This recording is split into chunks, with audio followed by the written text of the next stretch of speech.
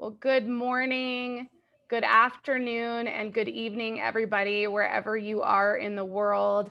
My name is Lisa Gunshore, and I am your host, as always, for the Buddhist Biohacker. And our focus and our mission is to create conscious content for 1111D. And we have hit some huge milestones this week. And just really, it's been an incredible week. So welcome to everybody who's joining. I already see you guys joining in here. So welcome in. And the live is the best and the most fun. So make sure that you use your chat box that's right here on the right of our screen here. You can ask questions, you can share, you can put comments, whatever you feel called to do. I'll be moderating that throughout our interview today.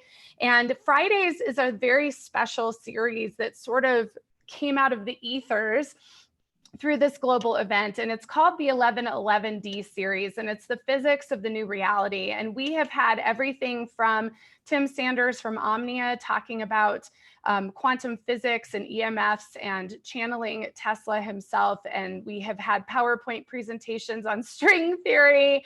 And we had an incredible roundtable with women last week talking about 11D and the new reality. So it's just been one great thing after another. And I'm so honored and excited to welcome our guest today, Donny Dust. Welcome, welcome. Oh, thank you. Thanks so much for having me. I'm super excited. Oh my God, I'm so excited too. I'm really excited to share you with the community, and there's just so much to talk about. So once again, everybody who's joining in the live, before we dig in, please use the chat box. And if you're listening later on iTunes, Spotify, Podbean, or Google Play, you can absolutely use our forum on MeWe, mewe.com. They have a privacy bill of rights. It is the social media for 11D, and we have our forum on there where we can continue all of these discussions. So I'm so ready to dig in. This is a crazy story. I'm going to give everybody some context, but I don't really watch television really, and I'm very I watch a lot of philosophy and documentaries and things like that. And we had this global healing summit, and I was completely wiped out after 8 days of doing this. And my husband's like, let's just watch something we've never watched. And so he puts on this show Alone, where they drop people off in the middle of, I think you're going to have to remind me where it was, like Antarctica or something. It was like out in the middle of nowhere. Yeah. And we watched the first 3 episodes, and I'm like hooked. And part of me is feeling my energy going, oh my God, I want to go be alone. Like, that sounds really great. But I saw you, Donny, and I just was like, I have to talk to this person. Like, you have this very intense spiritual energy. And it was obvious to me that you'd had an awakening, which we'll get into here. It's just, you just have so many gifts to give. And then when we met and talked, it's like, oh my God, you're awesome. Thank you so much. Yeah, so welcome. And I would love for you to just share a little bit about who you are and what you do for everybody. And then we'll kind of dig into all sorts of stuff, I feel. So Yeah, absolutely. Thank you so much. Yeah, so I kind of have a unique kind of approach to life as well as a background. And what essentially I do is kind of a modern caveman, sort of bush hippie that wanders throughout the hills, kind of living a certain lifestyle, but more importantly, teaching people how to kind of connect with nature, connect with themselves, and kind of establish a really positive relationship with their overall, approach to life, as well as their approach to just the outdoors in general. And from that kind of unique lifestyle and kind of approach to life, it's put me on some TV shows, and one of them was Alone. And so the story with that really folds into at the age of 37, I had a massive heart attack. I had a lad heart attack known as the Widowmaker. And it kind of came down where I'm a young guy. I live a very, healthy lifestyle, and I shouldn't be having a heart attack.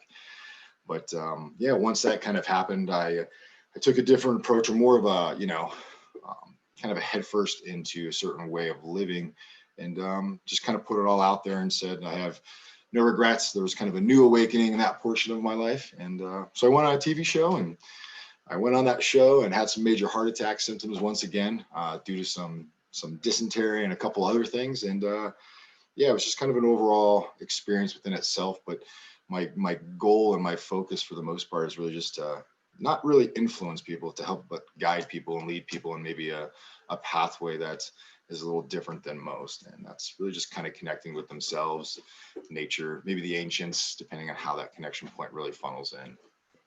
I love it. I want you to talk a little bit about how you healed yourself from this heart attack, because I think it's important for folks to understand your approach, because it is a holistic approach, and it also speaks very much to what we are doing here in the Buddhist biohacker community. So if you want to share some about that. Yeah. So after I had my my heart attack, I kind of realized that my life prior to my heart attack wasn't wrong. Um, didn't use drugs. I wasn't into alcohol. I ate right. I did a lot of things the right way, so to speak. And so I took that idea and I said, how can I realign myself to make my previous existence? How can I feed off of that and allow it to fuel my future going forward? So I chose to essentially move out into the bush, live in caves, drink from streams, wear animal hides, hunt, forage for food. Um, and I took these ideas, these approaches and these methods. Some were from my past, some were from my current, and I applied them to my recovery. And what it gave me was a sense of just focus and being, and I eliminated a lot of the things that were negative in my life. So it gave me an opportunity to just kind of readjust what was and align it towards the future, because life's journey is continuous, and sometimes we have to take different paths. And when that heart attack happened, I decided to take a different path of recovery that was more focused on nature and understanding where I truly come from and how it can heal me. And that was walking barefoot, drinking from springs, sleeping in a bed of leaves, lighting a fire, laying naked next to that fire, just taking in its warmth, and just truly healing. And I would say mentally, physically, emotionally, more importantly, primally, because I know I come from the natural land, and that's where I needed to heal. And that was my approach. So I spent weeks and months and days roaming around and just being. No real plans, no real direction, just taking it in as it came and accepting it as that's what is.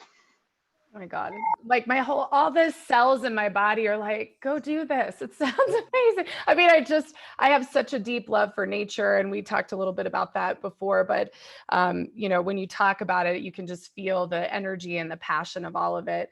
I'm curious what led you to all of this, because you were doing this before, and then after, in your recovery, you were led to other things. And I'm just curious what that was. Was it a knowing? Was it meditation? Was it books you read? Like, where did this come from? Yeah, so I think throughout my life, from a young teenager all the way up into my 30s, or you could just say that point when I had a heart attack, there's a lot of different influences. And a portion of my life I spent in the military, and my unique job in the military was to relate with people, to talk with people and engage them. And from all of the people that I've come across and I engaged in that capacity, they all taught me something. They taught me something, whether it was how to approach life, how to take the simple things in life and turn them into the biggest things, because they are, how to truly love someone when there's no blood, there's no relation, but it's just that human connection. So I took a lot of these things and didn't really understand what they were. But right around 2009, there was kind of a point in my life where I needed to kind of refocus, and I started getting a little bit more clarity into the things that truly made me happy.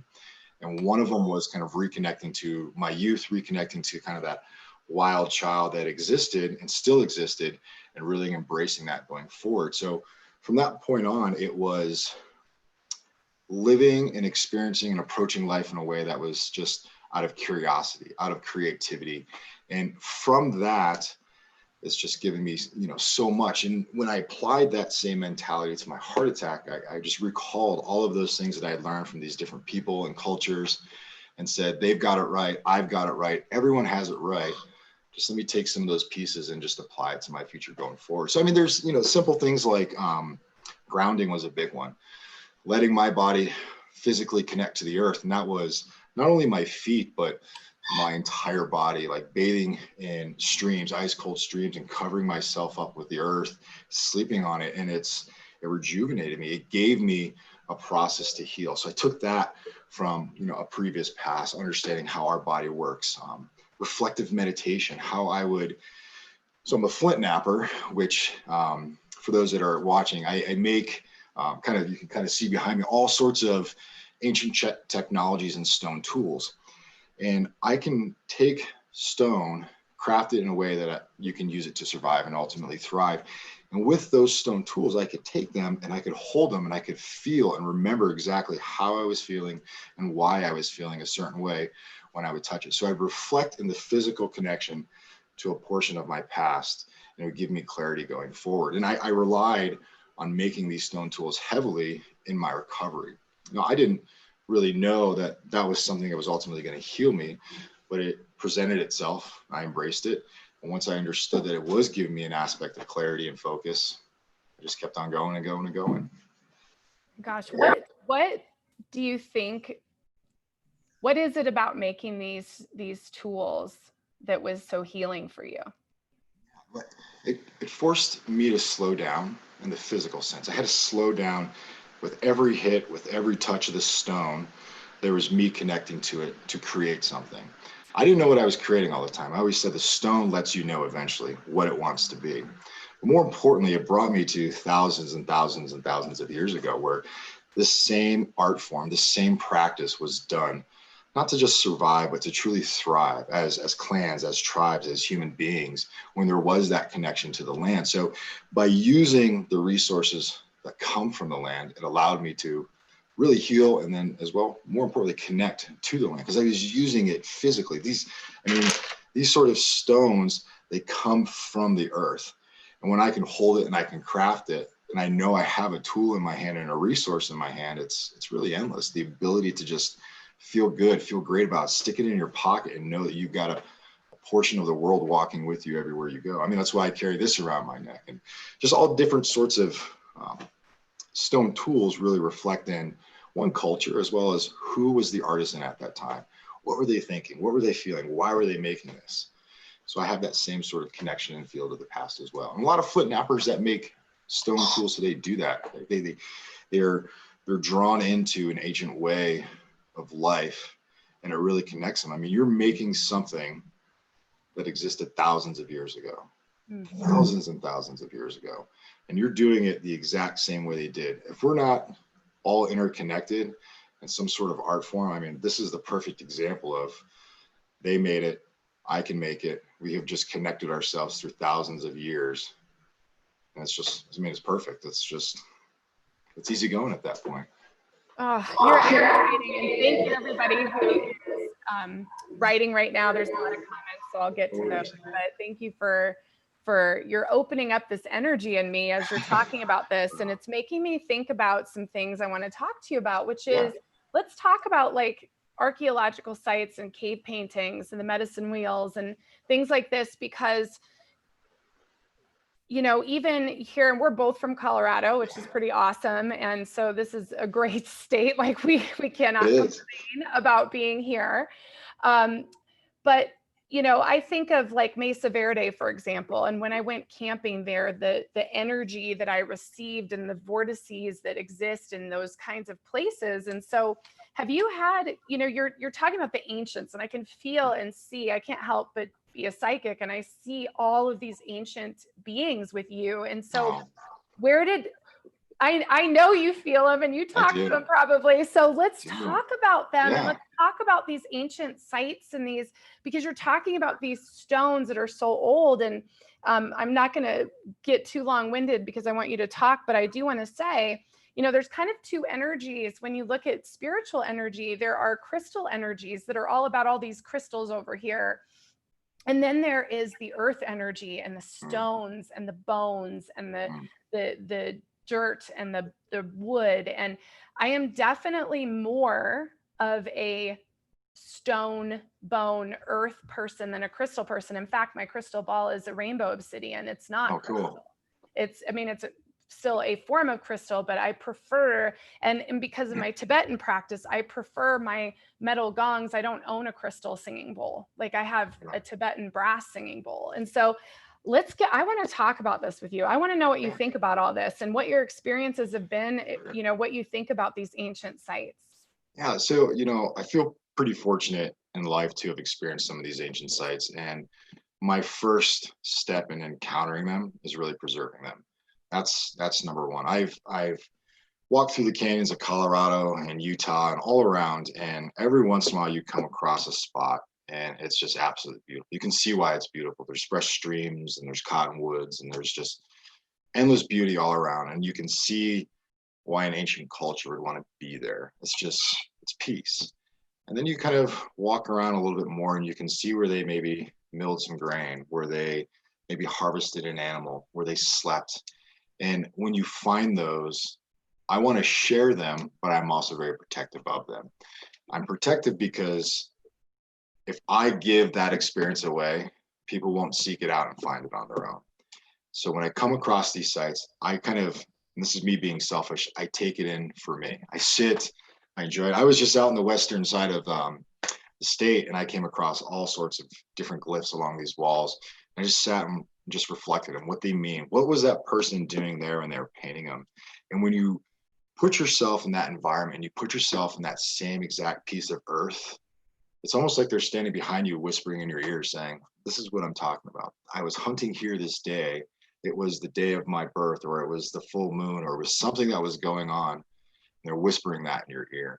And you get to experience it at a whole different level. And then you leave. You walk away and you say, more of these exist. I'm gonna find them when it's time to find them. But that one right there gave me an experience of life. The stones, how they painted it, why they painted it, what was the significance of it, is something that I like to try to decipher, but I don't think too hard about it because it's going to come to me eventually, whether it's later on that night when I'm sleeping at the fire, or maybe 2 days from now when I'm drinking from a spring, something's going to come to me. And I'm going to be like, that's what that was. That sign meant this, and look where I'm at now. And there's just there's an authentic feeling when you walk the same pathways of people thousands of years ago who focused their life down to just, the family unit, maintaining a certain safety for themselves and really connecting to their own agents. You're now part of that story. You're now part of that history. And I found pots, I found stone points, I found all manner of sites, mano matates, spots where they would grind arrows. And one, I appreciate it. And then two, I just leave it be because that's where it's supposed to be. Never take anything. That's removing their life from their home or their pathway or their journey. And it's meant to be there because that's where they wanted it to be. So make sure I keep that going on. Yeah. And don't you think that it's a testament to the subtle energies of our planet, and that really, if you slow down and you walk away from all of the distraction and noise, that those subtle energies start to come up, they start to appear, and they start to, give you information and help you connect in. And we have so many comments and questions, and so I want to look at this, but I want to keep talking about this too. So let's see, we've got some really great, thank you guys, just really great compliments about the show and Buddhist Biohacker and everything. Somebody said they'd love to learn more about this, and Donny has a few books out and an incredible blog and courses too. I was looking at your courses, so we'll talk about that and get that to you guys as well.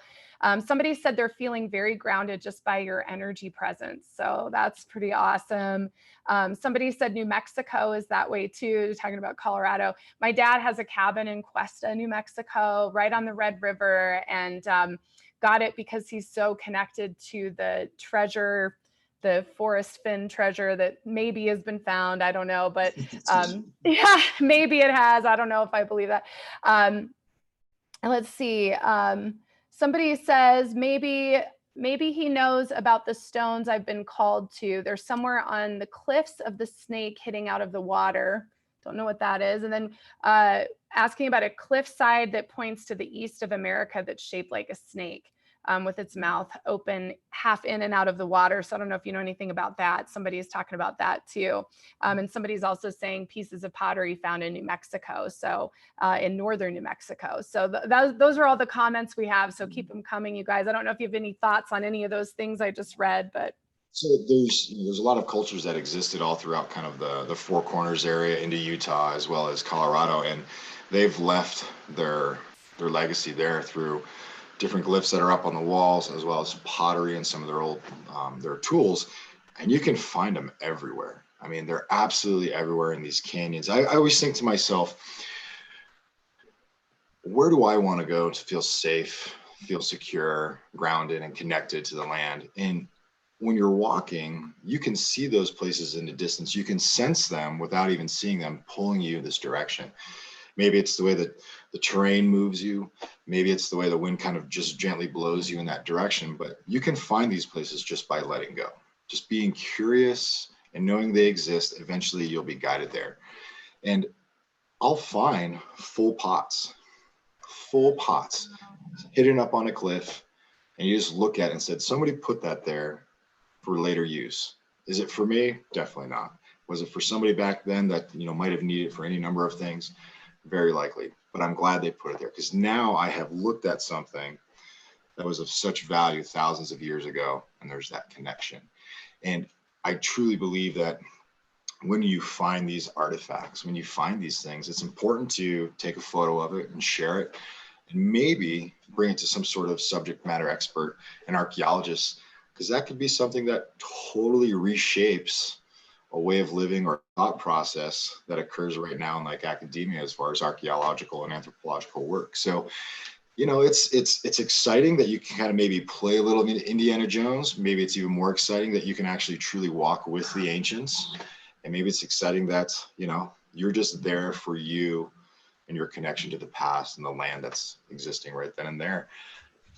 Anything's possible. It's all revealed in a way, as long as you're open to accepting it and taking it in, whether it's at a fire, swimming in a river, sitting underneath a cottonwood, digging for water in a dry river bend. Things can be revealed to you in many different ways, and you just got to be open to it, to be accepting of it. Well, and it's refreshing to hear that, because in all of it gets stressful when we start thinking about the planet and what our great mother needs and what's happening to her. And I'm certain that all of these things going on right now is to move us in the right direction with those things.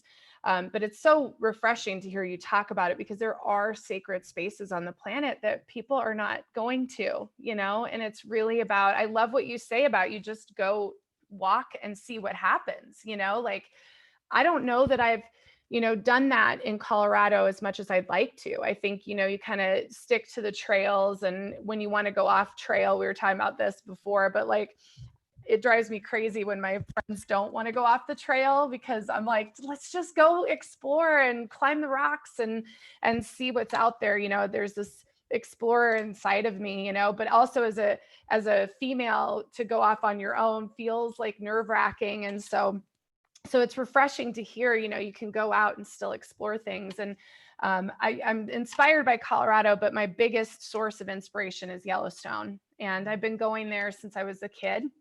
And we've now gone, this will be our third year in a row with my stepkids, and taking them to this beautiful place, because there's so much of that park that is unexplored.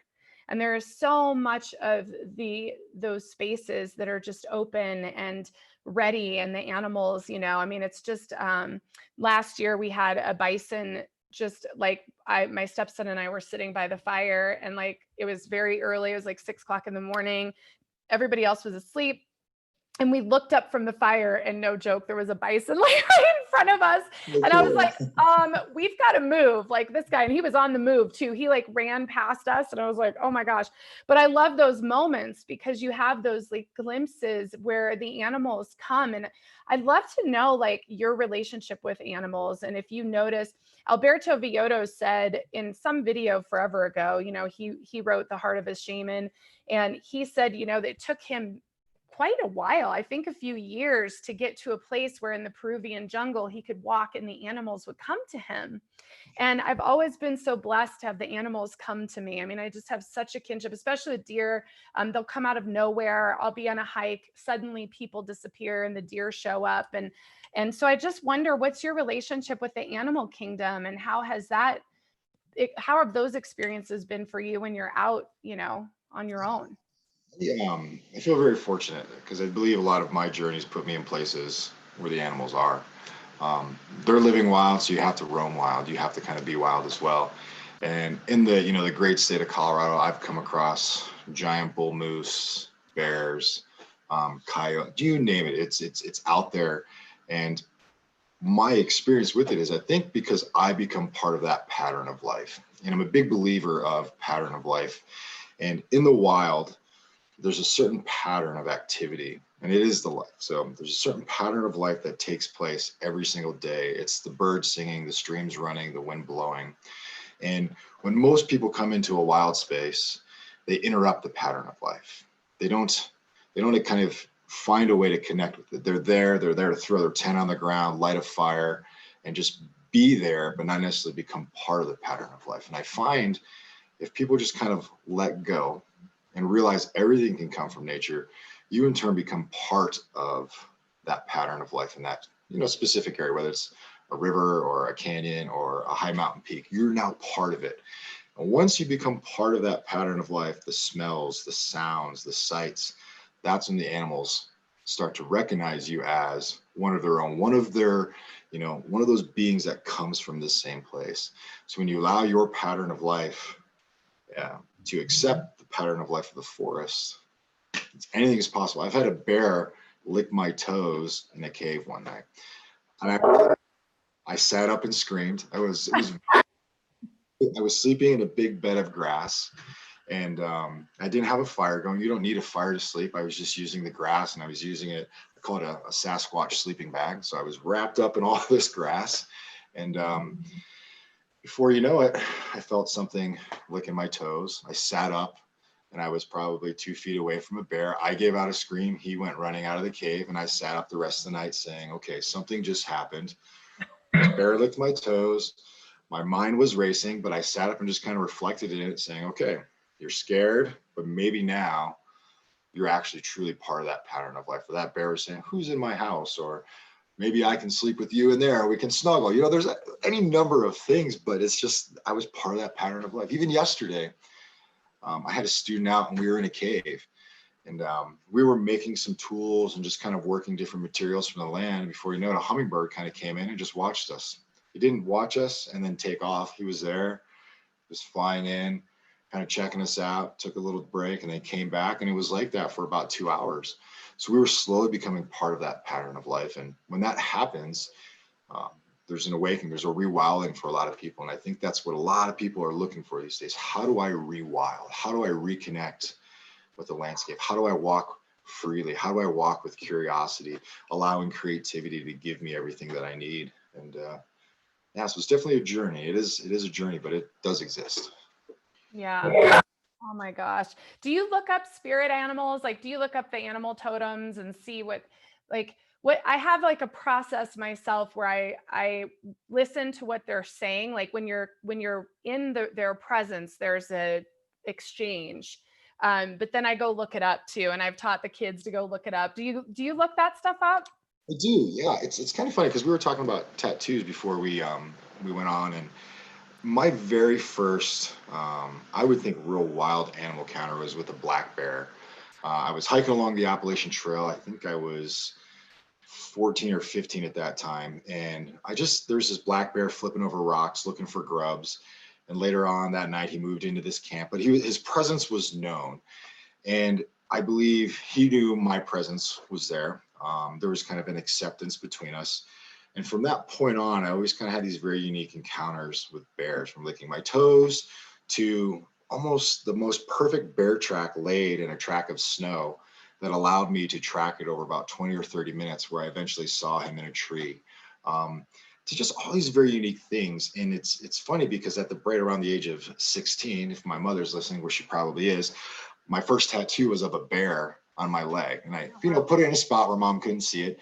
But out of all the things I could have picked, there was an alignment to a bear, just how it approaches life of, just making sure that you can, not battle out, but truly survive and thrive in all different aspects of the world. Like, I mean, bears are everywhere.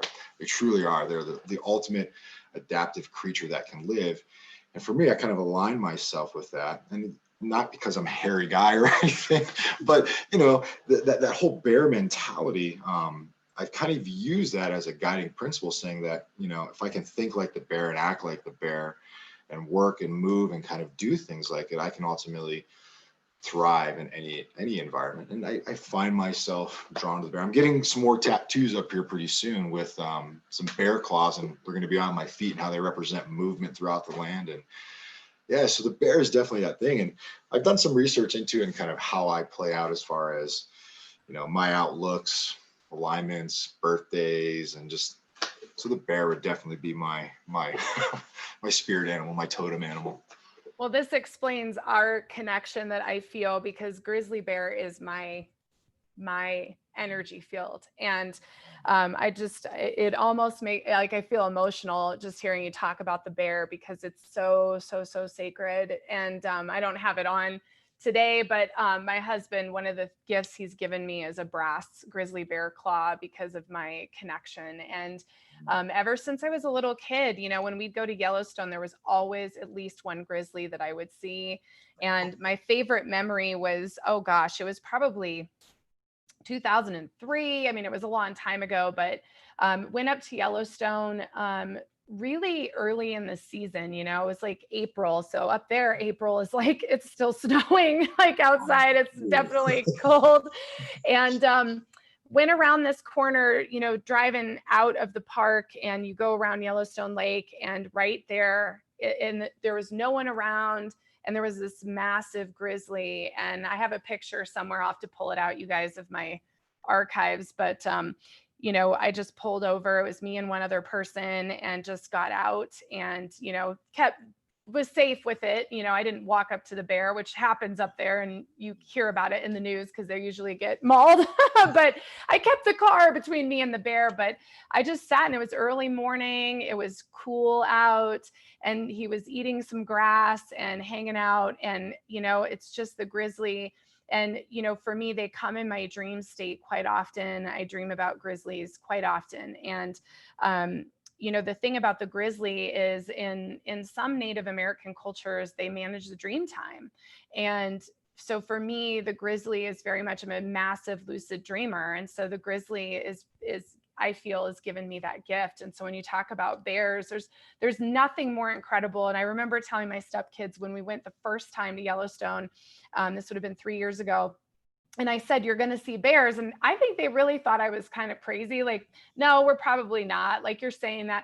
And like, literally, we drove in the park, and immediately there's a traffic jam. And I'm like, there's going to be a bear, And there was a couple little brown bear babies, and that was it. I mean, they were just like, holy cow, there's bears. And the thing is, they're just so special. There's something about the bear energy, and not to go on a bear tangent, but I can't help it because you're talking about it, and it makes me, they're so incredible. They remind me of the whales. The whales are the record keepers of the planet. They keep the Akashic records for the planet. And I think there's something to that with the bear, don't you? Yeah, I think it's the way that they sleep almost reflects on how we approach life and the cycles of how the planet works as far as winter, and they bed down, and they realize that they understand the life and death process. And when they bed down for winter, it's like they're reborn every year, just like how we're reborn in many different ways. The bear is reborn every single year when it comes out of hibernation. And that's how the world, the planet, the cycles, just how it works. It's beautiful. It is. I could be in the presence of bears forever and ever. I mean, it is scary when you're near one. I can't imagine having one licking my toes. It's going to give me a heart attack. Yeah, it was.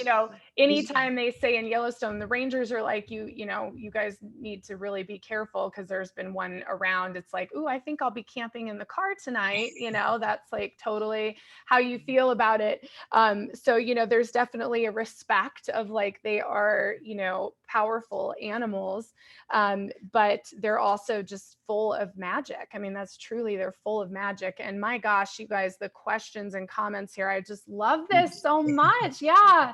So we've got some fun stories, you guys, and I want to get into your book and all these things you offer too. But somebody said that they found a Native American campsite by trails behind their house.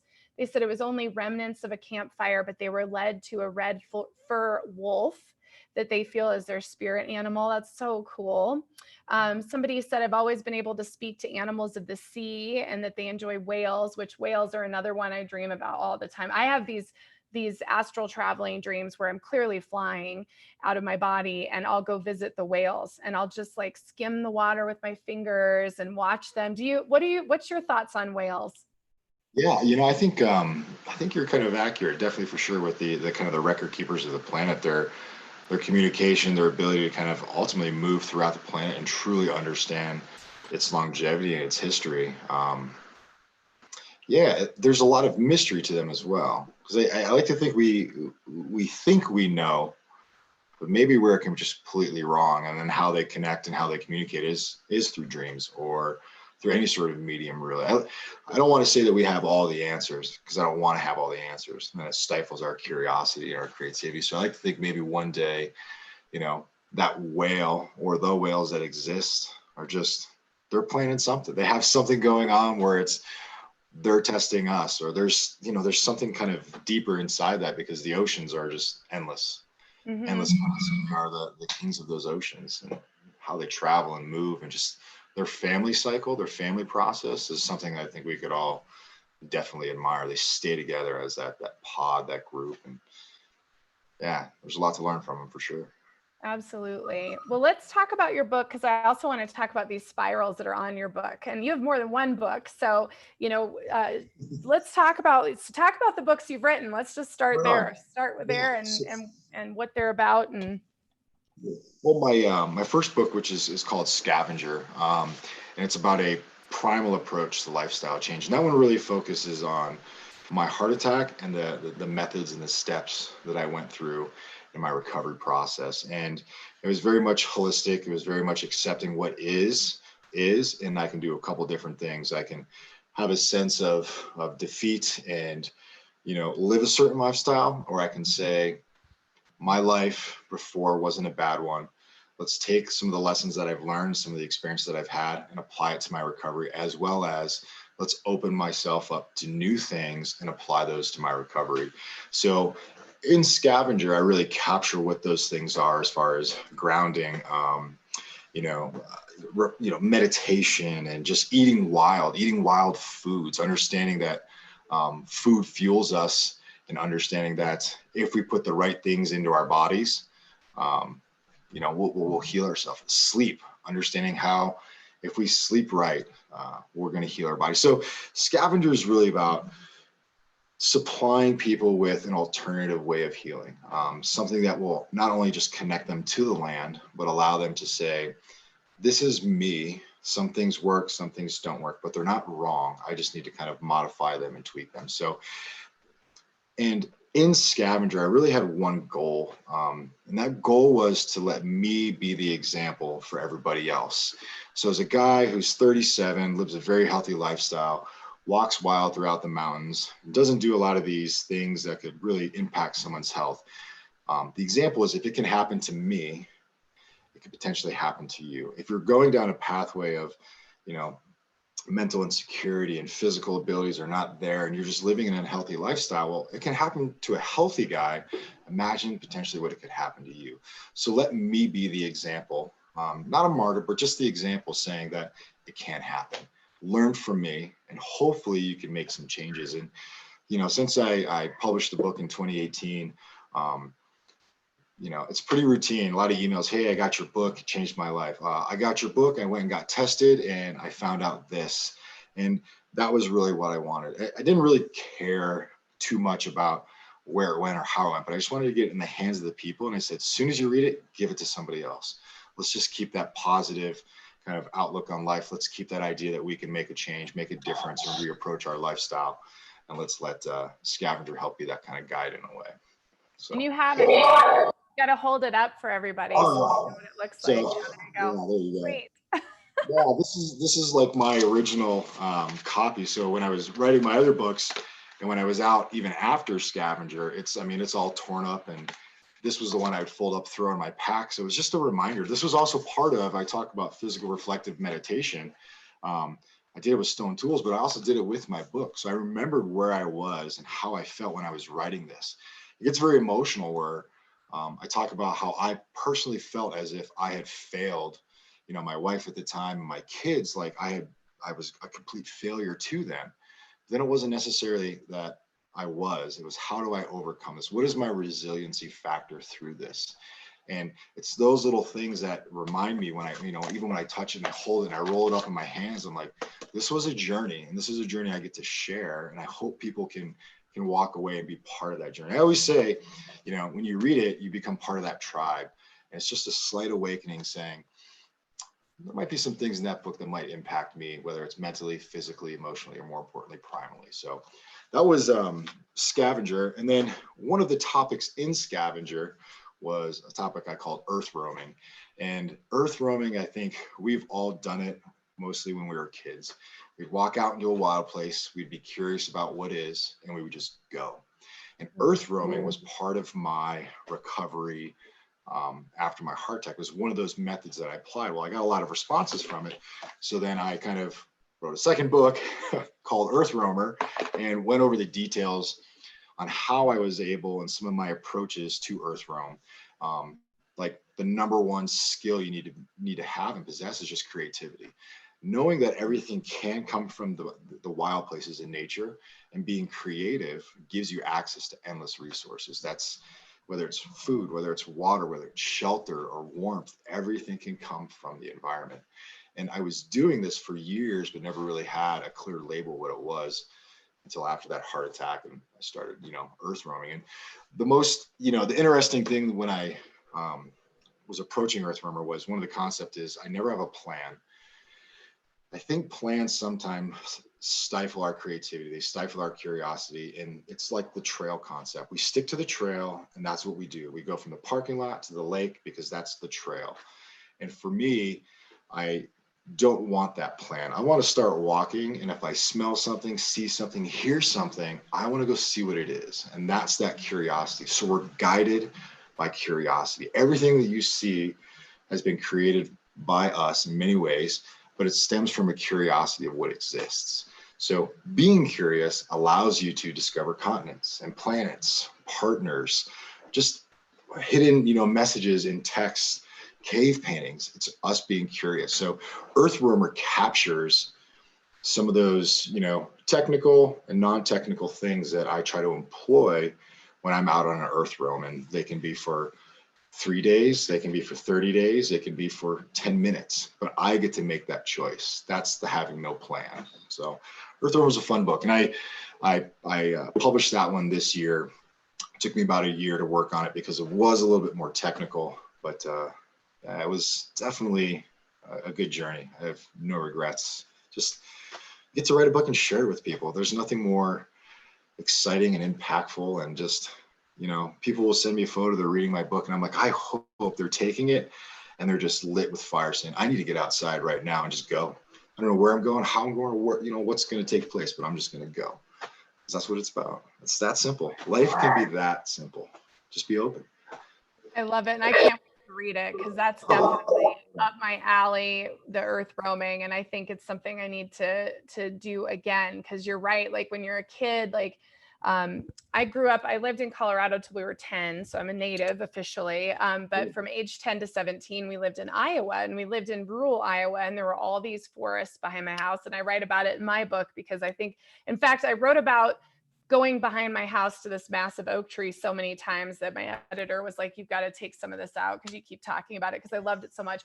But I remember that, where you just sort of like roamed through the forest and just sort of saw what was there. And for me, I get lost in the energy of the elementals and the spirit energy that's in the forest. And it's just it's like, it just calls you, it calls you. And I agree with you that it's not, having a plan, it doesn't always allow you to be led by spirit.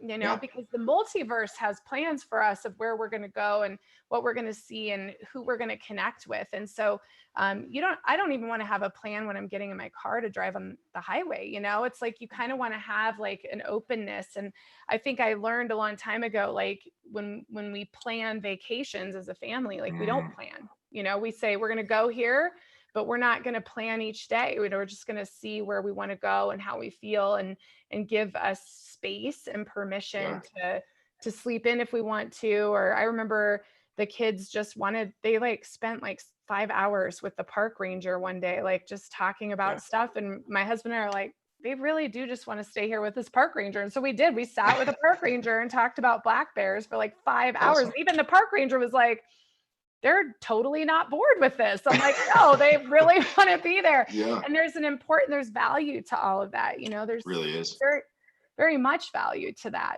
And go ahead. No, I was going to say, sometimes when I teach younger kids, they're the best at really just everything, because I don't walk in with a plan. We can walk into a forest together. They'll see one thing and it just dictates the rest of the day. A plant, a nest, a den, a track in the sand. And then they're just curious about everything, and one thing just flows into another. And I think as as people get older, they need to have the structure. I think sometimes if we just fall back to that mentality of curiosity and just letting it roll, life is just, anything's possible. Anything can happen. You could follow a track from point A to point B, but as you're following that track, you could see something in the distance. And if you just go and kind of have that childlike mentality of just being open and receptive, and you could find anything. That's how I find half of my rock shelters and caves and different places that I sleep is I'm just walking. Something catches my distance. I walk past a giant opening in a rock face. I'm like, maybe I'll go sleep in there tonight. I walk in there and there's an ancient cave painting. It's, it's not on a trail. It's in the wild where we're supposed to be. Yeah. Well, no wonder it healed you,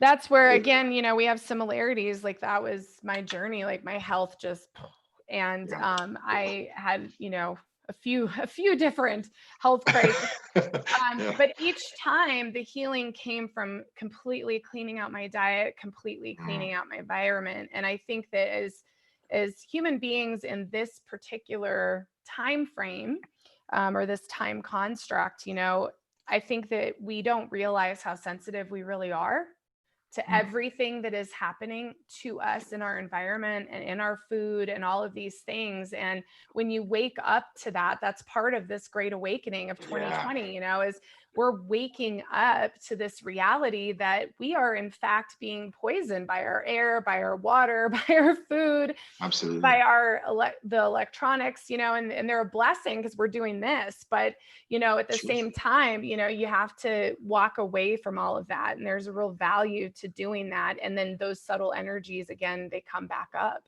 Yeah, it's a rewilding. We know where we come from. We hear it. It calls to us. Sometimes we respond. Sometimes we ignore it. And I think when we respond, that's when we slowly kind of realize the awakening of, I don't need this. This isn't important in my life. What is important is love and compassion and kindness to those that are important to me, whether it's friends or family or a mountaintop or a meadow that you've slept in for 3 days and just basked in the sun. Those are the things that are important. And I like to give to people that, well, I can't do this. I've got this, I got this. And I can say, I've found a way to do that sort of thing, found a way to gain a level of peace and kind of eliminate some of those things. Sure, I have requirements that are needed within this current society, but I also have a way to connect to myself in an ancient society. And that's what I seek out daily. I mean, daily, whether it's just sitting in peace or, but there's a balance, right? So I know for me, I have a phone and I can spend 10 days out in the bush sleeping next to a campfire. I come back to the little place that I occupy, and if I don't hear a campfire, I can't sleep. It's what some of these just weird, happenings, but then I just download an app on my phone for campfire sounds and I'm sleeping like a baby on the floor still, but it's just the way it is. So it's a balance. You got to find that balance. And I believe my process and approach is established balance and it works well. I love it. Now you teach courses. I was, of course, like looking at all of your stuff after we connected. I'm like, oh my gosh, look at all this stuff. And even just the blog post, your most recent blog post is like, it just speaks to my heart. And so, Appreciate it. and just so everybody knows who's listening, within probably an hour after we go live, we'll have all of Donny's links up here on the show notes. So you guys will have that. And if you're listening later on the replay, the show notes on iTunes, Podbean, they'll be the same notes. You guys will know how to connect in with him. But you you have courses and you do take people out into the wild. So I kind of want you to share a little bit about all these different things you have, because you're really accessible, which I think is really great. Appreciate it. Thank you. Yeah. So and we've talked about that before, is one of my goals is just to be reachable and accessible, because people need that. They need to be able to find someone to reach out and just talk with them. And that kind of gave birth to some of my courses. And some of those courses are designed for individuals, families, really people from all walks of life. And the school I run is called Paleo Track Survival, and it's just the old ways to survive, the old ways to thrive, just a certain pathway that you can follow, and it will reveal a lot of things. And within my school, I run some very traditional classes. So imagine you're out hiking with your family and something happens, an accident, an event, weather. What can you do to get your family through that 24, 48, or 72-hour window to get back to safety or signal? So there's a safety component to it. Then there's also a healing component to it, where I do a lot of, I call them hunter-gatherer experiences, where you go out and you work and live as a tribe, a small clan, to thrive in a certain environment. I share a variety of skills, from the physical side of creation to the connective side to the actual landscape. And then you live as a tribe, feeding each other, taking care of each other, working as a collective group. And it allows people to take those knowledge, skills, and abilities and bring them into their actual, daily life, societal life, and see how they impact and help them out. And then I do a lot of stonework classes, where you take raw stone and you shape it into any manner of tool to thrive. And flint knapping, the lithic technology, it's a small community. It's a very difficult skill to do. It's not something you can pick up in a weekend, but it's a process. And I think the biggest joy I get is when I've seen people over multiple sessions and over time and years, they're making a small little pointed, arrow point, and then creating beautiful works of art, and they've invested in their own life journey to get there. So a lot of these courses that I run are really designed to just give people knowledge, skills, and abilities, because that's the trifecta. If you have those three things, the opportunities are endless. And then, more importantly, sometimes people, they want to be guided. They want to go out and they want to experience life kind of how I experience life, living a little bit more wild and roaming around and taking your shoes off and letting your feet get dirty, and maybe getting a little sunburned because it's an okay thing, and then discussing how you can treat a sunburn. Just there's a lot of things that take place. And it's been a pretty awesome experience for me. And I think one of the reasons why I choose this, and one of the reasons why I want to do this, is because I have two sons, and I want them to see that you can literally do anything you want if you just set that process and focus. I'm 40 years old. The joke, I make fire for a living and make stone tools, but I'm happy. They're happy. So whether they want to be a professional chef, an author, whatever, as long as you're happy in it, you can do it. And I'm being that example. I want to present that example to them daily. So it's more my school, really, what I'm learning from it, than what I'm learning and giving to people. I learned so much from people. That's half of my joy, is coming across very unique people and just learning about them and seeing where they come from, what drives them. You connect, you put yourself out in the wild landscapes, strip everything away, and you'll see the human dynamic change between, races and borders and outlooks and just philosophies. The wild brings us all together. We've removed ourselves from it, but if we come back to it, it's just human connection at just the core level. It's perfect. Mm. Well, and that's the unification, that's the unification that we not only want, but it's actually a call to action, right now at this time is to unify, and the planet I love what you're saying, because the planet is giving us the space to do that, and is our greatest teacher. And, are we going to accept that invitation, Yeah, absolutely. Oh, Absolutely. gosh. Somebody had a comment that's actually Yeah. really poignant in this moment. They wrote, once we heal ourselves, it's a wealth of knowledge that we can teach others. And Mhm. it's so true. And I think, you and I are not the only people who have written books about how we Yeah. healed ourselves. And, there's so many resources and tools out there and available for everyone to be able to connect in and find ways. But there is one thing that's the same with everyone, which is usually you're healing yourself through nature, through, Absolutely. holistic means, through stripping away all of the things that are, burdening you, as you were saying. And I'd really Absolutely. love, time flies on this show. And, It does. it's like, isn't it crazy? I mean, it It just, is. no time or space. We are definitely interdimensional here. For But I sure. really want you to talk about the spirals. You brought up, I've got some on Yeah. the screen behind me, and you've got those. And and it's on your book, Scavenger. So I just want you to Yeah. share what those are for everybody, because I'm sure it's going to activate a lot of light codes in a lot of people just seeing the spiral itself For and sure. talking about it. So, Yeah. So, I have tattoos on me, and two of the tattoos that I chose represent life's journey. And um, I reflect in life's journey as it's continuous. It's never really endless. We can start one life, we can live another life. It can be impacted by a lot of different ways. But knowing that life is a journey and that life is long, we don't have to necessarily be in a rush. We don't have to necessarily try to figure everything out. Things will be revealed to us. Time will be presented to us, whether it's now, in the future, or even in the past. But the life journey represents on my hands my two sons. And it's to remind them, and for me to remind them, that life is a journey. You can change your mind. You can do a lot of different things as long as your process is happiness, as long as your process is kindness.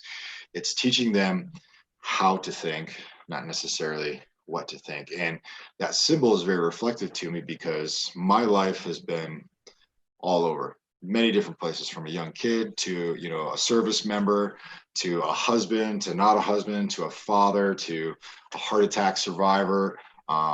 It's been a lot of different things, but that is the journey that I constantly seek out. And I understand that if we accept that life is a journey and we're not supposed to figure everything out and know all of the answers, a whole lot of pressure is taken off of us.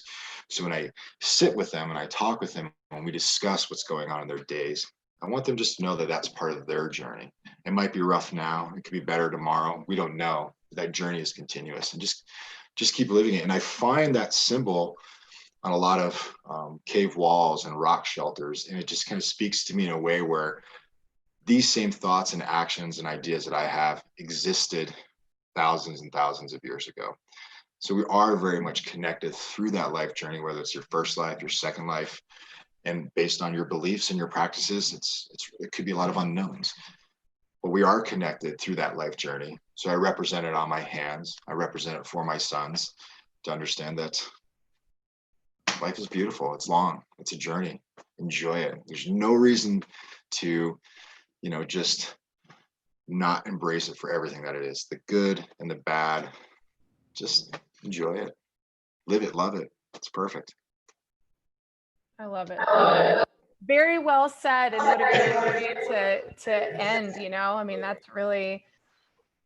that's perfect. And I have my husband and I had really fell in love over Led Zeppelin, because we both, Mm. he told me, and the point of this is the paths, but I have a poster from Stairway to Heaven.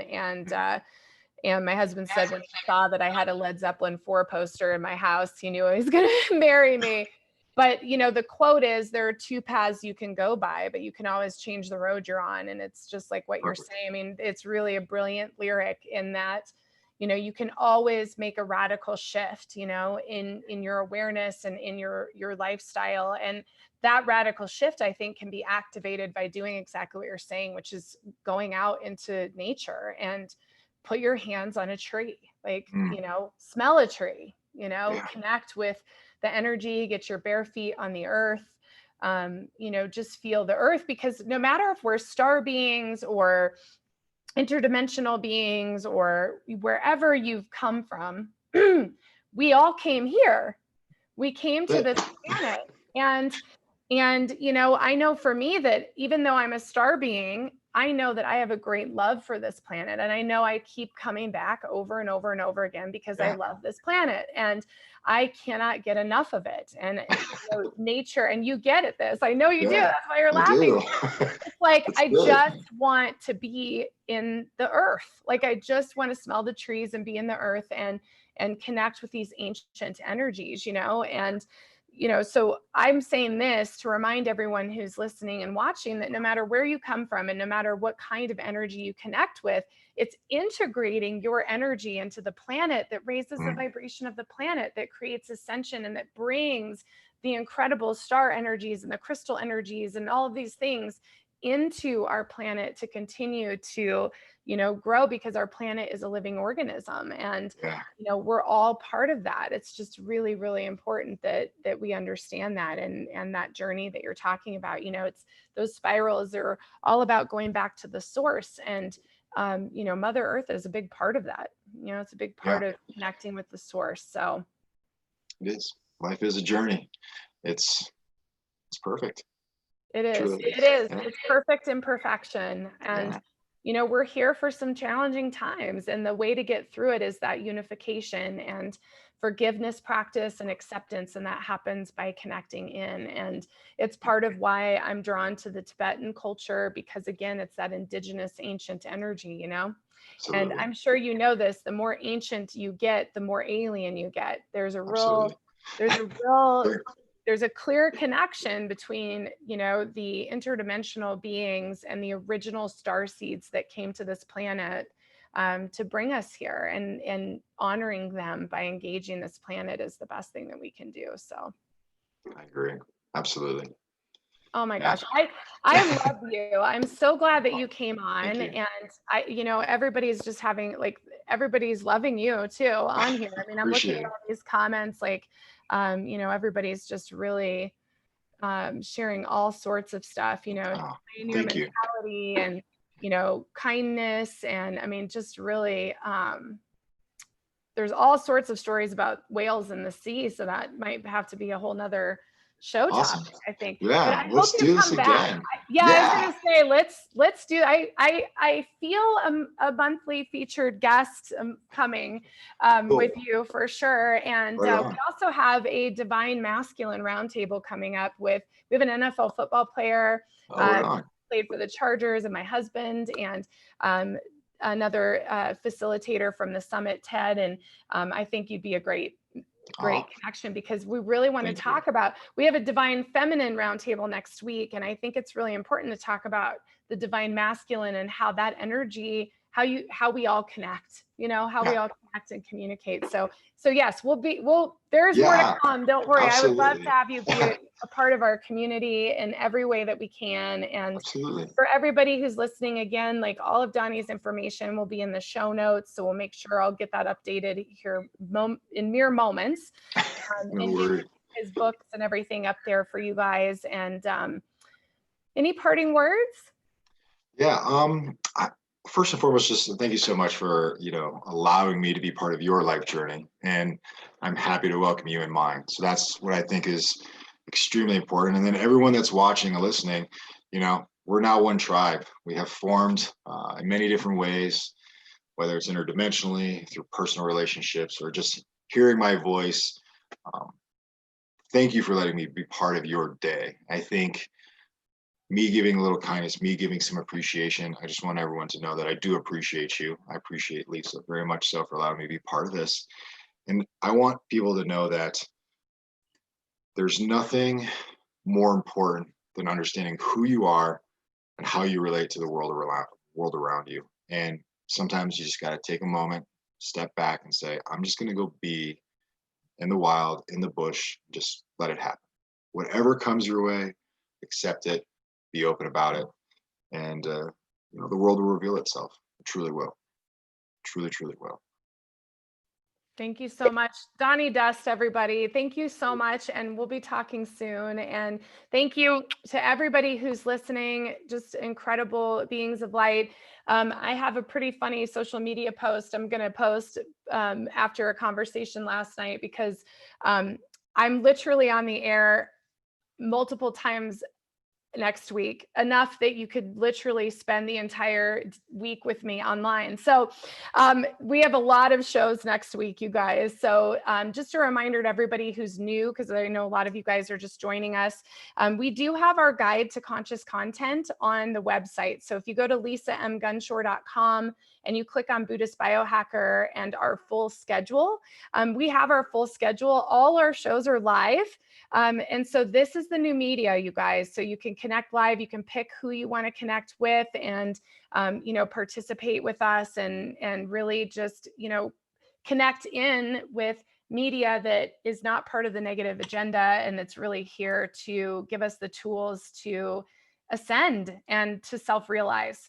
And so that's out there for you guys. And thank you again, Donny, and thank you to everybody. Have an amazing Independence Day, big weekend, full moon, lunar eclipse, massive energy shifts. Schumann resonance is spiking. There's a ton of activity in Yellowstone. I do watch that. I'm that nerdy. So there is a lot of stuff going on. So thank you so much. Thank you, Donny. And thank you, everybody. Bye-bye.